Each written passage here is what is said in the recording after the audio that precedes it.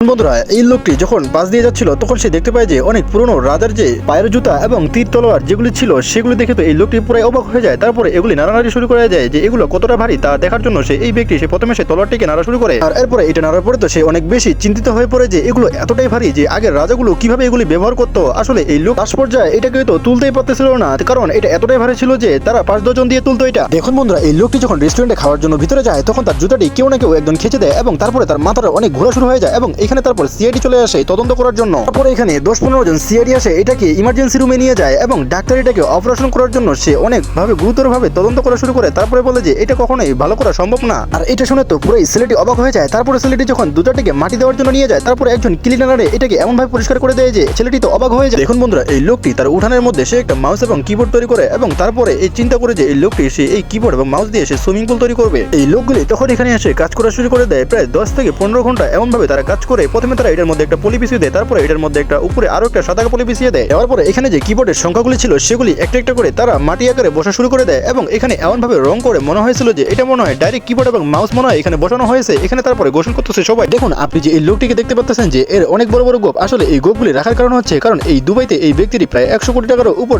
দিয়ে বাজি ধরা হবে, কারণ যার গোপ সব থেকে বেশি বড় থাকবে তাকে সিলেক্ট করা হবে। আসলে এই লোকটি এতটাই লম্বা রাখছিল যে কারণ সবাই তো ভেবে গেছিল যে ইনি মনে হয় জয়ী হয়ে যাবে। এখন বন্ধুরা, এই লোকটি মজা করে তার প্রিয় ক্যামেরাটিকে তার একটা মাছের সঙ্গে লাগিয়ে দেয়, কারণ এই মাছটি কোথায় যাচ্ছে কি করতেছে না করতেছে এটা জানার জন্য। চলে মাছটি যখন গভীর জলে চলে যায় তখন এখানে একটা বিশাল আকারের মাছ দেখতে পায়। এরপরে যখন মাছটি ক্যামেরাটিকে একটু ঘুরিয়ে নেয় তখন এখানে অনেকগুলো আইফোন পড়ে থাকতে দেখা যায়। যেখানে এখন বন্ধুরা, আপনি কি কখনো চিন্তা করে দেখেছেন এই ওরিও বিস্কুটের মধ্যে এরকম দাগগুলি কেন থাকে? আসলে এটা জানলে আপনি অনেক বড় অবাক হয়ে যাবেন। আসলে এই বিস্কুটের মধ্যে এমন ভাবে তৈরি করা হয় যেখানে আঁকা বাঁকা ডিজাইনটা তারা এমন ভাবে নিখুঁত ভাবে তৈরি করে যেগুলো মানুষ দেখে মনে করে যে এটা মনে হয় কোনো সোয়াবের জন্য করা হয়েছে। আসলে চায়নারা যখন এই বিস্কুটটিকে খায় তখন কিন্তু তারা এই দুধের সাথে এটা মিশিয়ে খায় যেন দুধগুলি এর মধ্যে লেগে থাকে। এখন বন্ধুরা, আপনার মাথায় যদি কখনো এরকম চিহ্ন আপনি দেখতে পান তাহলে ভুলেও এটা কি আপনি কখনো সরিয়ে দিবেন না, নাহলে অনেক বড় বিপদে পড়ে যেতে পারেন। আসলে এই ছেলেটির যখন উঠেছিল তখন সে দেখা মাত্র সে কিন্তু হাসপাতালে এবং ডাক্তারকে দেখানোর ট্রাই করে এবং এটা ভুলেও কাটার চেষ্টা করবেন না।